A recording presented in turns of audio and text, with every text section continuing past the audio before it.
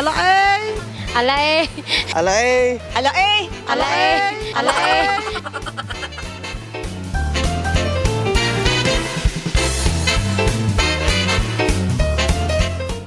100 years old po. Kung magiging malusog po ako ngayon at sa future, siguro naman po, kakayanin yung 100 na taon. Ideal na po siguro ang 50, mga 50. Dahil sa status po kasi lalo na ng economy po natin ngayon, and yung status po ng bansa, talagang ang hirap na po mabuhay. 30, because at the age of 30, dun daw po nararating yung stability sa buhay. So gusto ko maranasan yon as a woman and as a student. Siguro po yung mga edad 60. Masaya na po ako pag nakaedad po ako ng 60 kasi sa panahon po ngayon is mga bata po parang yun po, yung biglang na-stroke kahit mga ganito pong edad.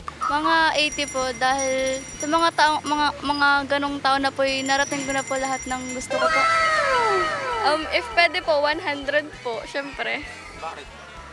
Ano po, madami po akong pangarap. Gusto ko po lahat magawa yon, and yung time na yung year na 100 po, siguro magagawa ko naman po lahat yun. Ano po, 70 po. Lucky number 7 po yun. Yun lang po. Siguro po mga 50 plus lang ganun. Siguro para gusto ko po kasing tumulong din sa yung kunyari may mga nangailangan ng tulong ganun.